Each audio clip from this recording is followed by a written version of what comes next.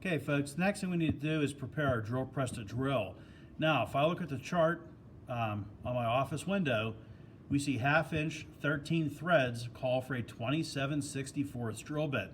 So that's the correct size we want to use to have the correct size hole, and that way when we go to thread this thing we have enough material inside to cut with a tap.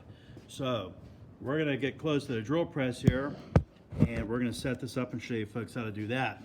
Okay, so first thing we want to do is put our 27/64 drill bit inside the drill chuck. So we're going to move our vise out of the way. Okay, let's remove this other bit. 27/64, that's the bit we want to use. Okay, that 1/64 of an inch is going to make a difference, so please make sure you have the correct size drill bit. Okay, drill bit is tight. Next, we also want to find the center of our workpiece. Now, the easiest way to do that, we're just going to take a combination square, and in the end of the combination square, there's a scribe. Okay, we're going to lie out a diagonal line in the center of this. We're going to crisscross it. So put your square from one side to the other. Okay, you're going to put a very, very light X in the center of your work. Okay, this is the non-scientific way to figure out where center is. So, okay, got it marked one direction. We will rotate.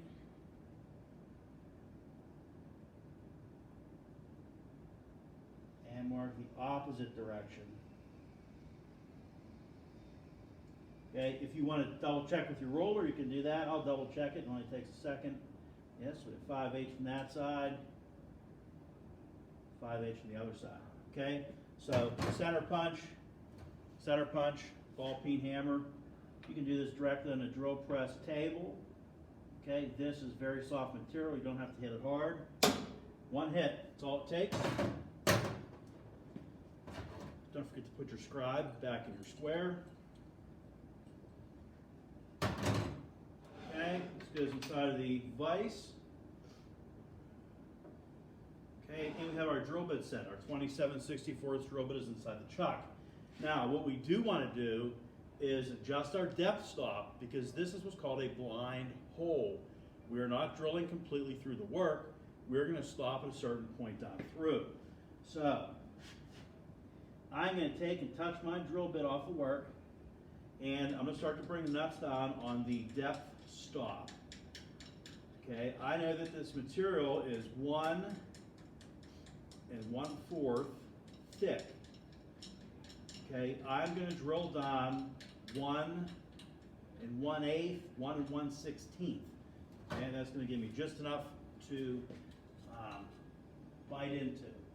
Okay, so we're going to take our roller, we're going to bring it up next to the depth stop, and we're going to adjust that nut accordingly. Okay, put your lock nut on top, tighten that. I like to double check this once it's complete, just to make sure I have the correct dimensions on there. Okay, at this point in time, we're ready to drill. On our vise, left-hand side of the vise towards the left-hand side of the drill press. If this thing takes off, it'll hit the column. Okay, we're going to line this up.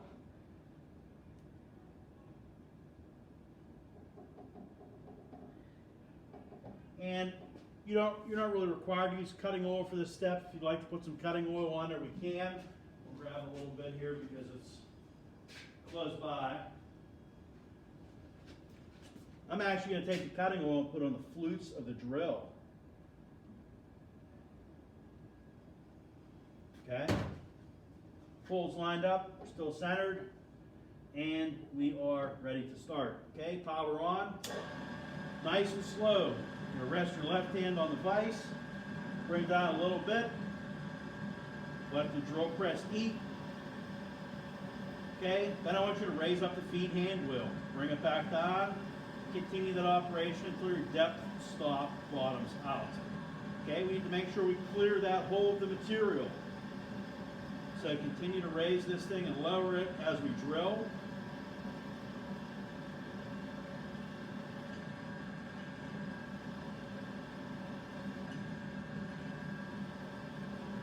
Okay, hit my depth stop bottom, drill press off, and let's take a look and see what we have here. Okay.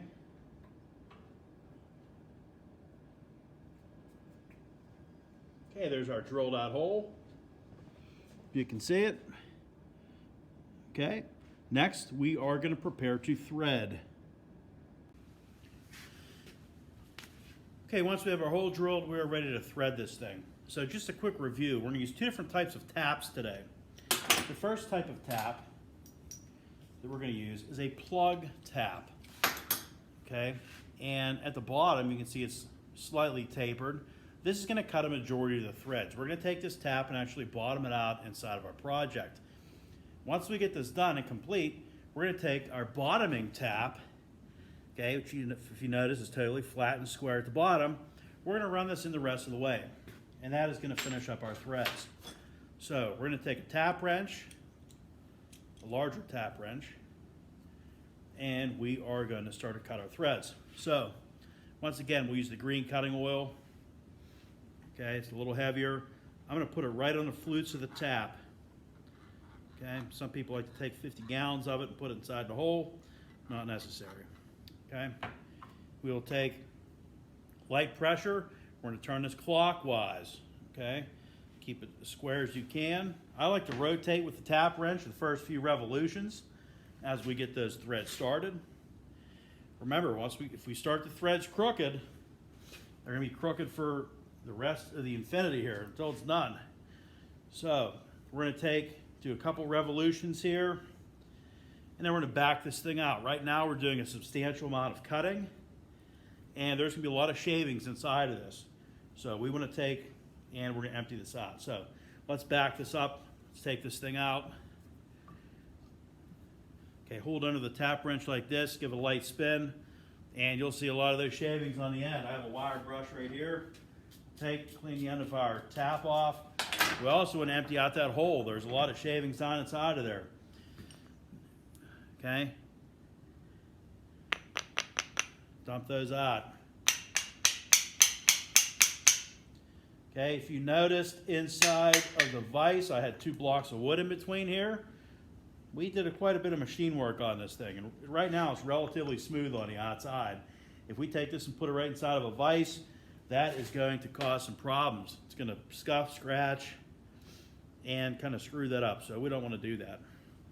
Okay, let it find the hole easy, let it start, and we'll continue to tap. Remember, 2 fingers to pull, 2 fingers to push. You shouldn't have to force this to thread. Material is very soft, that tap is very hard. Right now I'm kind of getting to a hard spot. It's starting to get a little tight. We're going to take this back out, empty it out. If you have to do it several times, that's fine. It's not that big of a deal. What happens is the thread cuttings, these filings, they start to pile up in the bottom of that hole. If you continue to thread it or try to thread it, that will actually bottom out inside of there, and you'll break the tap off in the project, or in a softer metal like this, you will take and cut the threads right back out of it. Okay, right now this is fairly clean on the inside. You really probably can't see too far deep inside. Okay, my threads are almost to the bottom. So now I'm going to switch to the bottoming tap. Okay, put our blocks of wood back in here.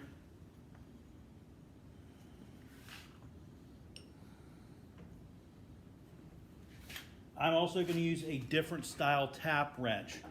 Previously, we used the larger tap wrench with that 1/2" 13 tap, plug tap. We're now going to switch to bottoming tap, and we're going to use a small T-handle tap wrench. Okay, we are not doing very heavy cutting. It might only be a couple revolutions once we get down to the bottom.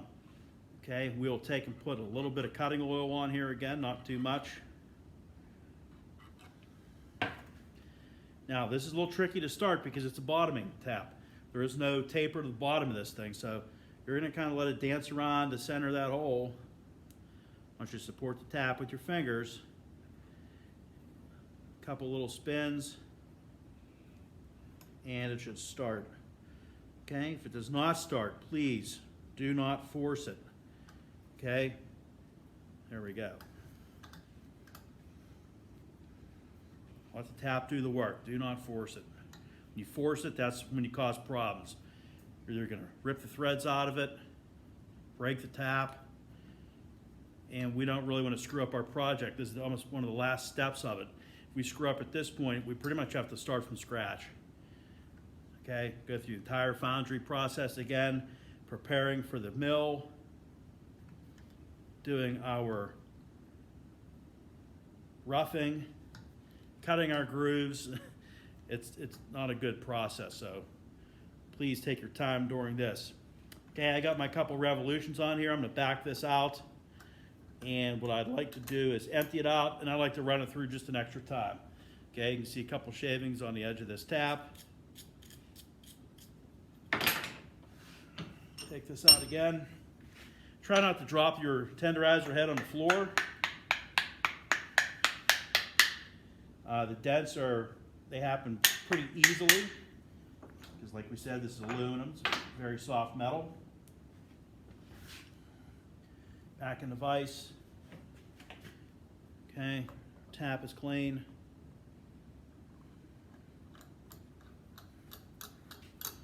One more time.